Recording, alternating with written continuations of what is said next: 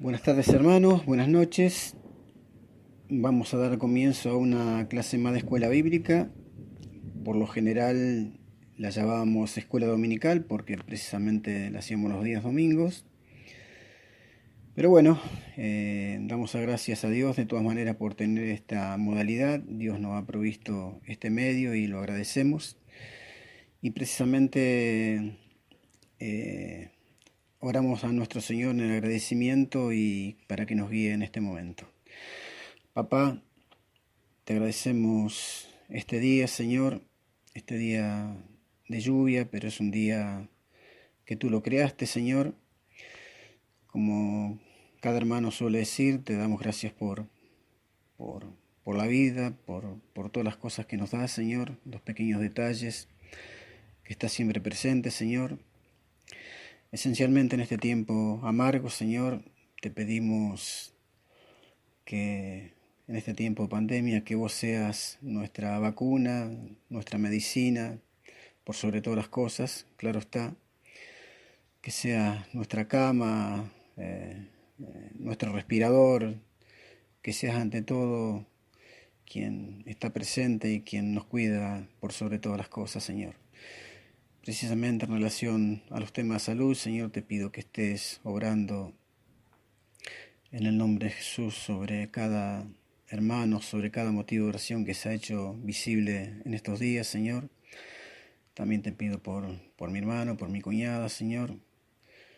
Y por sobre todas las cosas, Señor, ponemos todo en tus manos. En el nombre de Jesús te repetimos, amén.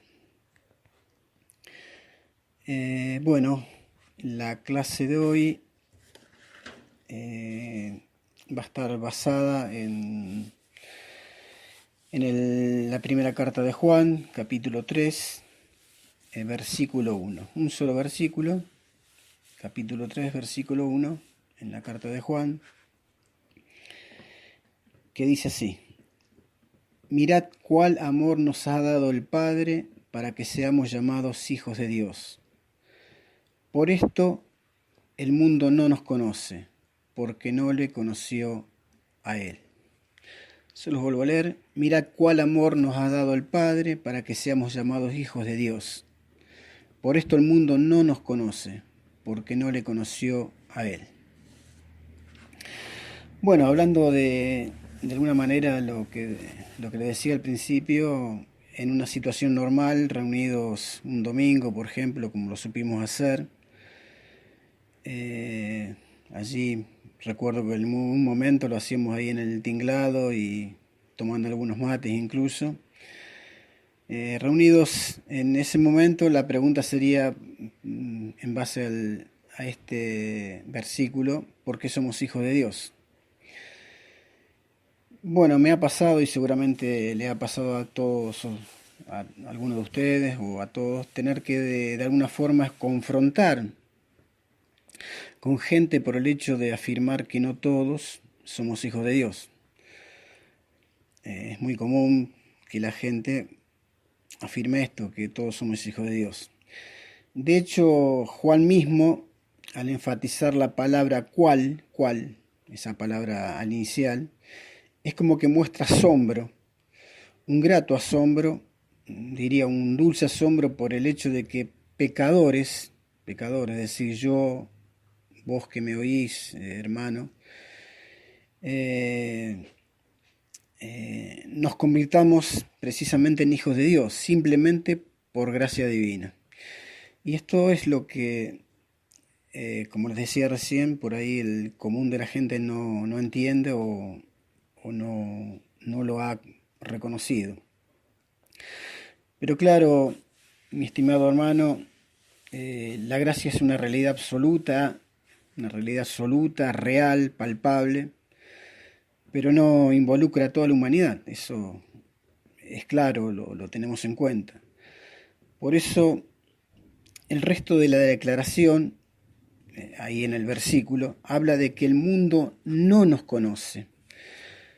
Y vaya paradoja, porque cuando hablamos del mundo hablamos también de nuestros semejantes.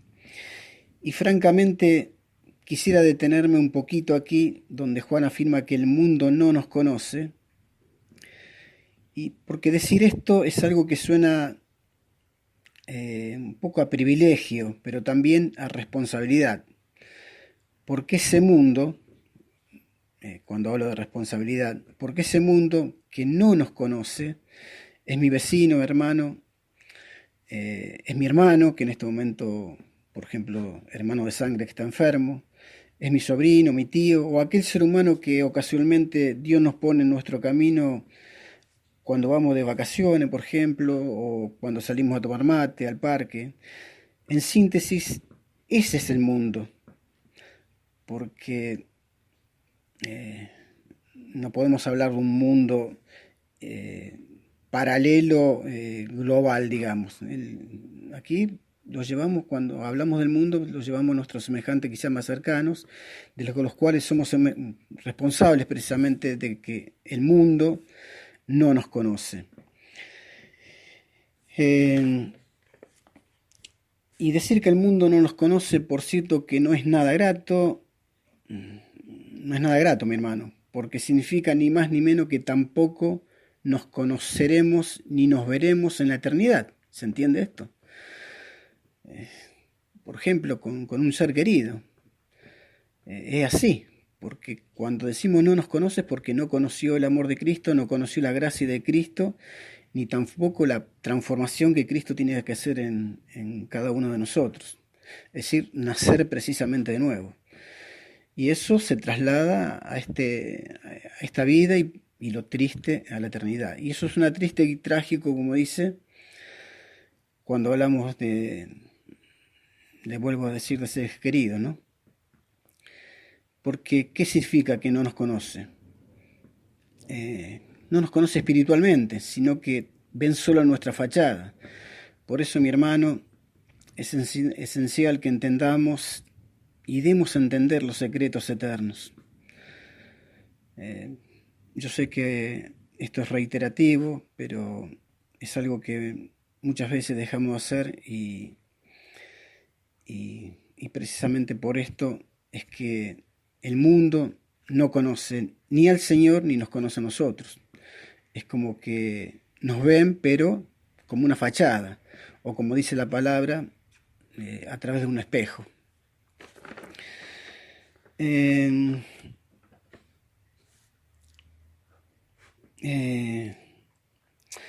Nosotros podemos afirmar que somos hijos de Dios, lo que por fe hemos, como sabemos todos, aceptado a nuestro Señor Jesucristo como único y suficiente Salvador. El aceptar por fe el sacrificio de Cristo en la cruz, claro, nos convierte en hijos de Dios, claro. Pero este nuevo nacimiento espiritual, como les dije antes, el mundo, y perdone que sea reiterativo, no lo comprende y le parece presunción, arrogancia y soberbia. Lo han vivido, ¿no? Seguramente lo han vivido, porque cuando decimos somos hijos de Dios nosotros y el resto no, suena precisamente a eso, presunción, arrogancia y soberbia. Pero lo importante aquí es que el Hijo de Dios puede decir sin lugar a duda, yo soy un hijo de Dios, nosotros, por medio de la fe en Jesús. Y lo somos en el presente. No es que esperamos serlo en algún futuro más o menos próximo. No, no, mi hermano. Emociona saber, mi amigo, mi hermano, que como hijos de Dios pertenecemos a la familia de Dios. Pero claro, también es una terrible responsabilidad.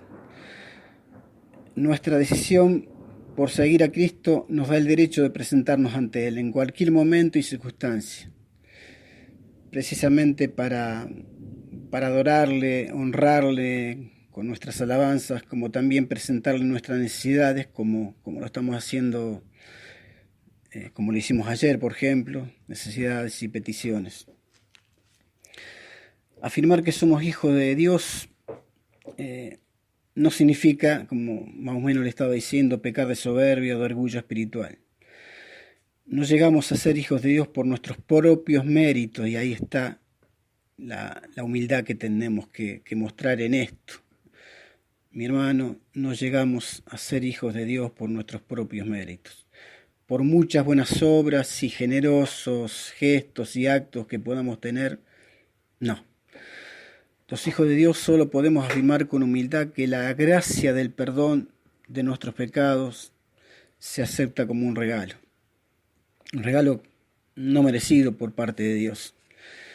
Así que, mi hermano, solo nos podemos jactar del maravilloso Salvador que tenemos, y este es nuestro Señor Jesús.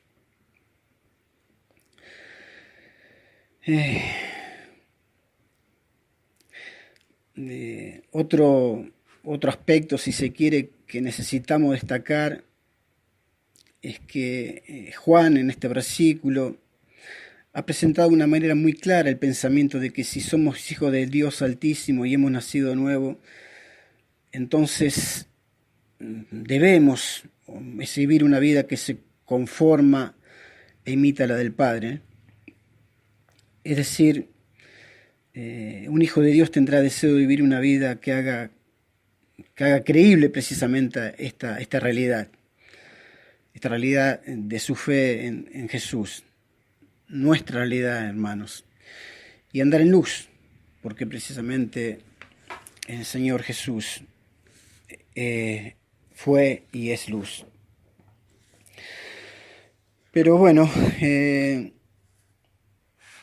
como les decía antes, la expresión esa cuál, mira cuál amor, cuál amor. Esa expresión transmite fuerza, como les decía, fuerza cualitativa como cuantitativa. Dios ama a los creyentes con un amor que es imposible articular en cualquier lenguaje humano. Esto es notable y que es totalmente ajeno a la comprensión y experiencia normal humana. Si uno lo pudiera comparar, yo creo que lo tendríamos que relativamente comparar con el amor de un padre hacia un hijo, ¿no? Ustedes saben que tuve una chica que cuidaba a mi madre, lo estuve cuidando prácticamente un año, y ella tiene un hijo preso en la cárcel de Piñero.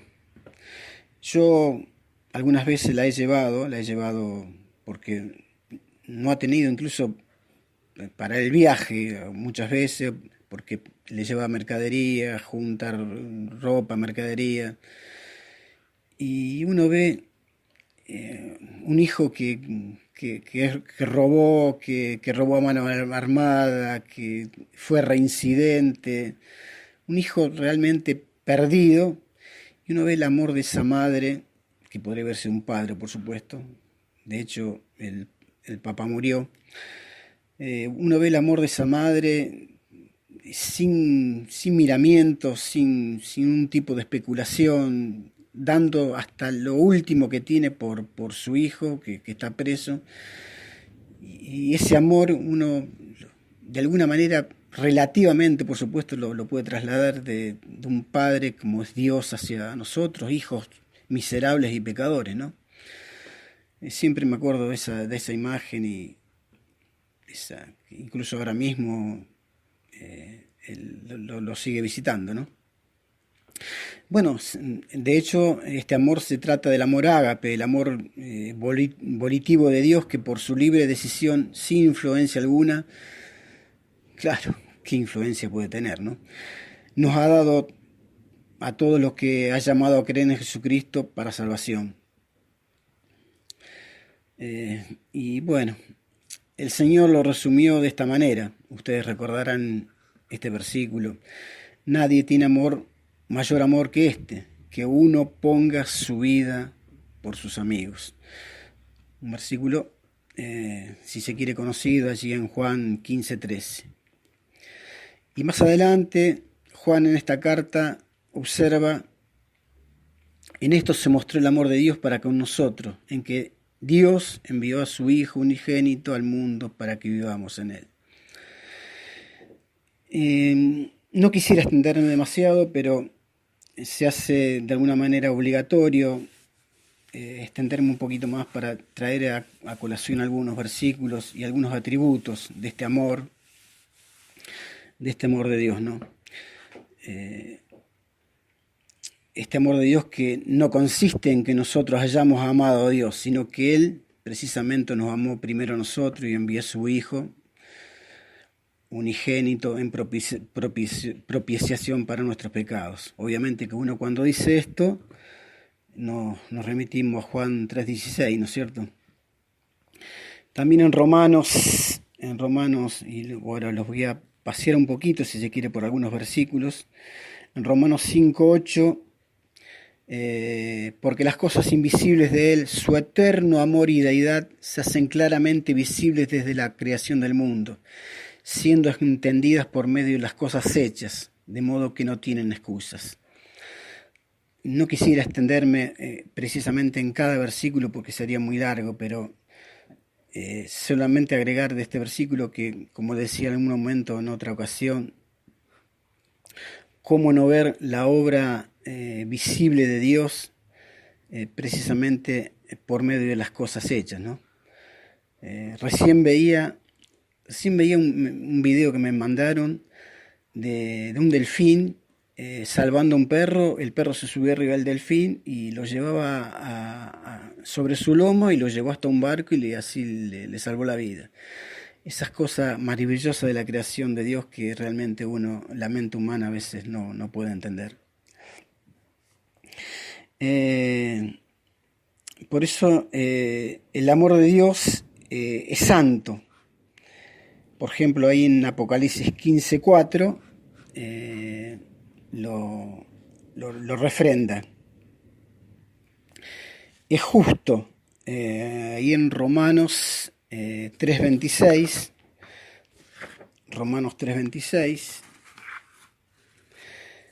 antes, si quieres, le leo Apocalipsis 15:4. ¿Quién no te temerá, oh Señor, y glorificará tu nombre? Pues solo tú eres santo. Retrocedo un poquito porque el amor de Dios en este sentido era santo. Porque solo tú eres santo, por lo cual todas las naciones vendrán y te adorarán, porque tus juicios se han manifestado. Es justo. Romanos 3:26, con la mira de manifestar en este tiempo su justicia, a fin de que Él sea el justo y el que justifica al que es de la fe de Jesús. Es misericordioso. Les leo en ese sentido Salmo 86:15. Mas tú, Señor, Dios misericordioso y clemente, lento para la ira y grande en misericordia y verdad. Vaya, si podemos traer a colación para nuestras vidas este versículo, ¿no? Dios misericordioso y clemente, lento para la ira y grande en misericordia y verdad. Es clemente. Primera Pedro 15.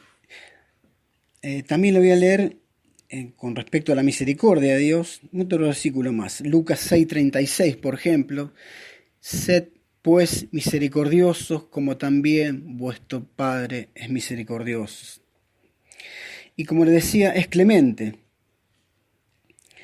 Ahí en 1 Pedro 5:10, 1 Pedro 5:10 dice, en relación a la clemencia: mas el Dios de toda gracia, que nos llamó a su gloria eterna en Jesucristo, después que hayáis padecido un poco de tiempo, Él mismo os perfeccione, afirme y fortalezca. Es paciente. Ahí en 2 Pedro 3:15, y tened entendido que la paciencia de nuestro Señor es para salvación, como también nuestro amado hermano Pablo, aquí ya se extiende un poquito hablando de Pablo, y tened entendido que la paciencia de nuestro Señor es para salvación. Lo podríamos cortar ahí para exaltar un poquito más el versículo. Es omnisciente. En el Salmo 147:5, grande es el Señor nuestro y de mucho poder, y su entendimiento es infinito. De alguna manera, como yo les decía, qué linda clase esta, qué linda clase para tenerla en un grupo y darles a leer cada versículo a un hermano distinto. Por ahí, para hacerlo de esta manera, quizás ustedes se pierdan un poquito, pero de todas maneras no puedo dejar de mostrar todos estos atributos que son importantes, y tampoco puedo darlos sin leer los versículos, porque llevaría mucho tiempo decirles, hermanos, abran su Biblia y lean tal versículo, pues llevaría muchísimo tiempo. Bueno, es omnipotente, hay en Romanos 1:20, porque las cosas invisibles de Él, su eterno poder, como de alguna manera lo leía antes, se hacen claramente visibles de la creación del mundo. ¿Se ocultará alguno, dice Jehová, en escondrijos que yo no lo vea? ¿No lleno yo, dice Jehová, el cielo y la tierra? Vaya, qué verdad. Y miren ustedes de este atributo también, incluso irascible. Ahí le voy a leer el Salmo 7:11. Dios es Dios justo y Dios está airado contra el impío todos los días.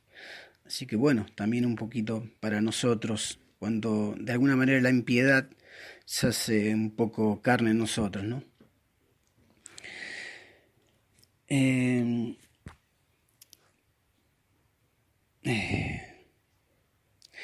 Bueno, en este amor específico y único de Dios por los que les pertenecen, los que se establece como uno de los cimientos inquebrantables de esperanza eterna, como les decía antes, es la esperanza inquebrantable de una esperanza eterna, cimentada en este amor de Dios, ¿no? En otras palabras, los creyentes pueden vivir en esperanza porque han experimentado el amor de Dios de una manera eterna y salvadora, al haber sido aceptado en la familia divina. Vaya si somos aceptados en la familia divina, acá en Rosario, en Villa Gobernador Galvez, en Mendoza, en España, en Egipto, en todos lados. Hermanos, somos hijos de Dios por ser adoptados en la familia divina de Dios. Hay en Romanos 8:16, el Espíritu mismo da testimonio a nuestro espíritu de que somos hijos de Dios, precisamente por esto, porque el Espíritu mismo hace que en cualquier lugar y en cualquier momento seamos hijos de Dios. Bueno, mis hermanos, podríamos extendernos, hay más versículos.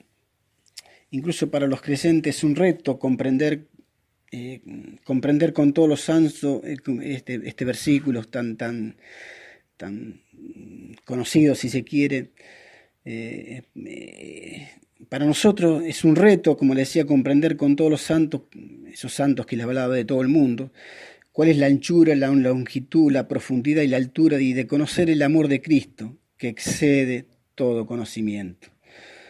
Eso de alguna manera lo podemos recordar allí en la carta de Efesios, Efesios 3, 18 y 19. Puesto que al haber sido transformados por el Padre que nos adoptó, los cristianos somos intrínsecamente distintos del mundo, pero iguales como hermanos en Cristo en todo el mundo. Es decir, que distintos y iguales como hermanos en Cristo, ¿no? Allí el Nuevo Testamento nos describe de modo adecuado como extranjeros y peregrinos. Y otra palabra, de alguna manera, si se quiere un poquito dura, expatriados. Bueno, mis hermanos, simplemente, y obviamente que todo esto que les digo y que está refrendado por versículos de la palabra del Señor. De hecho, una persona, un hermano que no seguía por la Biblia en su estilo de vida espiritual, de fe y moral, no puede dar seña de que es un verdadero hijo o hija de Dios. Precisamente el Espíritu Santo es el que pone en nosotros el deseo de obedecer su palabra, y esa palabra es la que nos limpia. Y cómo no cerrar con este pequeño mensaje o esta pequeña clase con las palabras de Jesús: ya vosotros estáis limpios por medio de la palabra que os he dado. Lo vuelvo a leer. Ya vosotros estáis limpios por medio de la palabra que les he dado. Limpios por la palabra, limpios por la fe en nuestro Señor. ¿Cómo podemos decir ser hijos de Dios si la Biblia es clara en que los verdaderos hijos de Dios se guían precisamente por su palabra? Y precisamente no podemos tener la guía si no lo hacemos, si no la leemos, si no la conocemos. Y otra cosa que me gusta decir muy especialmente, si no la interpretamos. Bueno, mis hermanos, les agradezco que tengan un buen descanso, que siempre el Señor sea nuestro sostén, nuestra esperanza, nuestras fuerzas y nuestro aliento. En Jesús, amén.